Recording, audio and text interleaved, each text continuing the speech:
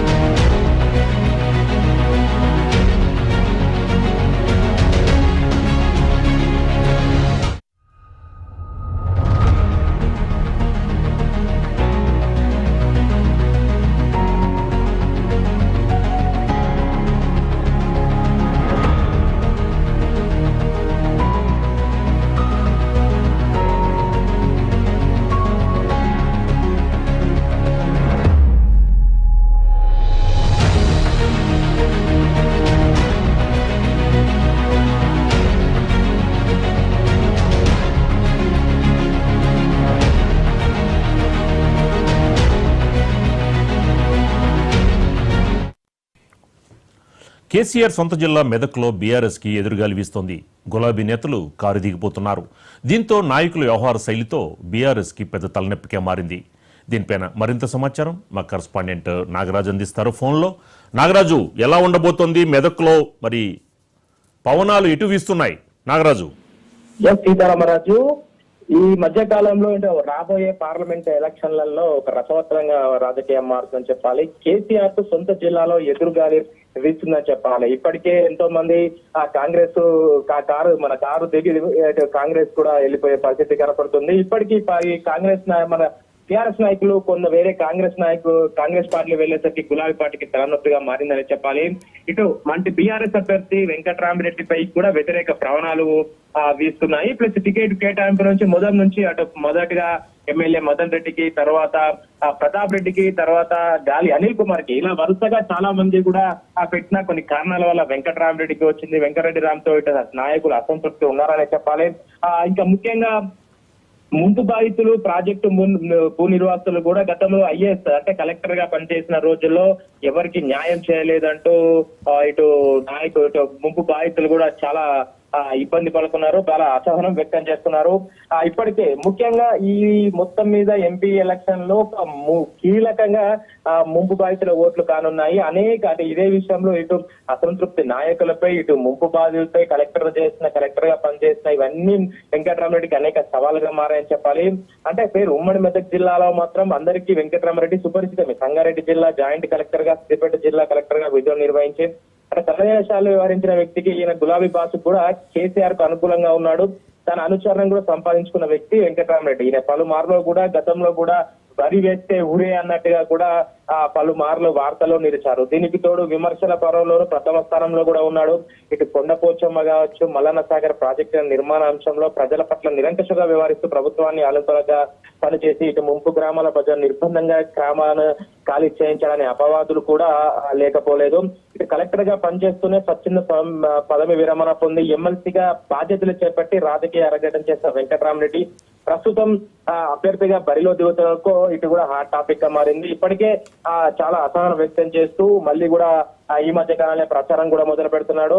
ఇటు అంటే దీనికి ముఖ్య కారణాలు ఇటు అంటే ఓట్లకు కూడా ఇబ్బంది పడే ఏంటంటే రాష్ట్రంలో బీఆర్ఎస్ పార్టీ అధికారం కోల్పోవడంతో గులాబీ పార్టీ రోజుకో నాయకుడు చొప్పున కూడా కారుదిగడంతో గులాబీ పార్టీ స్థితి రాష్ట్రంలో దీనంగా తయారైంది. ముఖ్యంగా ఇటు మెదక్లో కూడా అదే పరిస్థితి జరగబోతుంది. ఇలాంటి దశలో వెంకటరామరెడ్డి ఎంపిక పోటీ చేయడం ఒక రకంగా సాహసం అని చెప్పుకోవచ్చు. వెంకటరామరెడ్డి సిద్దిపేట జిల్లా కలెక్టర్ గా పనిచేస్తూ తనదైన శైలిలో మాజీ ముఖ్యమంత్రి కేసీఆర్ కి అనుచరుగా ఉంటూ తనదైన శైలిలో పావులు కదిపిన వ్యక్తి.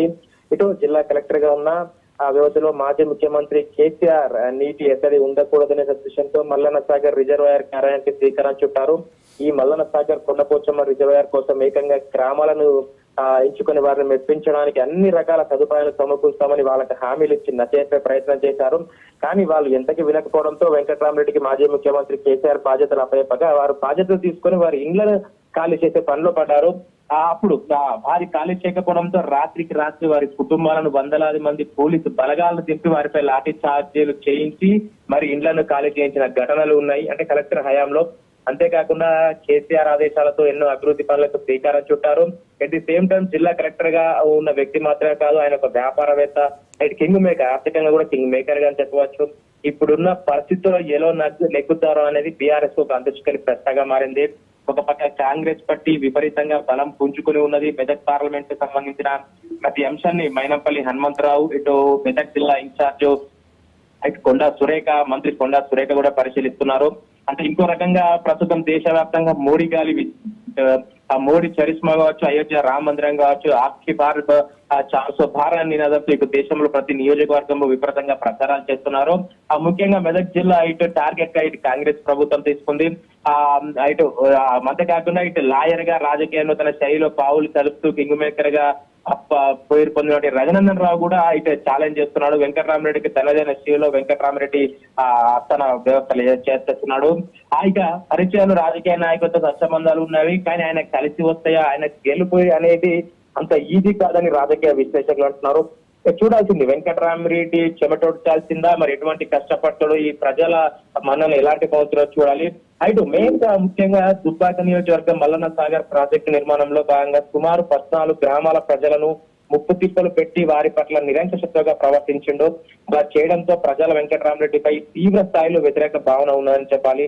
ఇప్పటికే మల్లన్న సాగర్ భూ నిర్వాసితులకు ఎలాంటి ప్యాకేజీలు కానీ పరిహారాలు కానీ అందక వాళ్ళంతా రోడ్లపై ఏం చేయాలో తెలియక అయోమయంలో ఉన్నారు. వారి ఓట్లు ఆయనకు వేస్తారో లేదో అనే ఒక $1 మిలియన్ ప్రశ్నగా మారింది. మరోవైపు చూస్తే కొండపోచమ్మ సాగర్ అంశంలో కూడా ఇలానే వ్యవహరించారు. వారు ప్రస్తుతం గజ్వేల్ R&D కాలనీలో నివాసం ఉంటున్నారు. వారి ఓట్లు కూడా వీరికి వేస్తారో అనేది కూడా $1 మిలియన్ ప్రశ్నగా మారింది. కాగా మెదక్ లో ప్రస్తుతం ఎమ్మెల్యే మైనంపల్లి రోహిత్ తన క్యాడర్ ను గట్టిగా బలపరుచుకొని పనిలో నిమగ్నమయ్యారు. ఒకవైపు బీఆర్ఎస్ పార్టీలో వలసతో డీలా పడుతుంటే మైనంపల్లి రోహిత్ అత్త పార్టీని బలోపేతం చేసేందుకు పనిలో ఉన్నారు.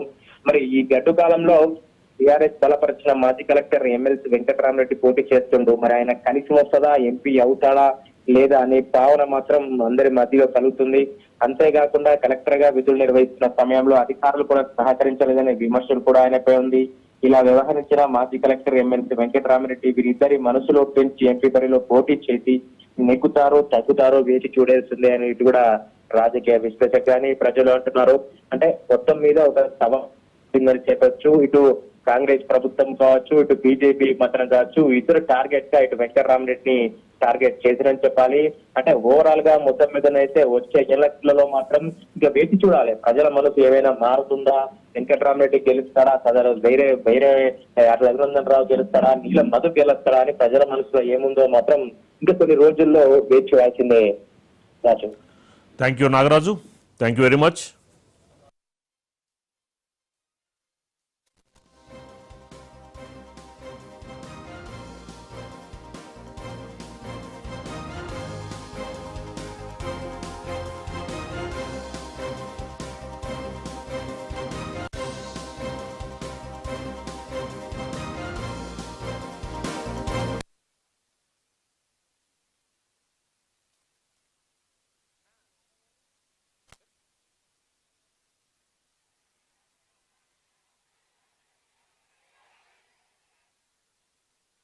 ఇక్కడున్నది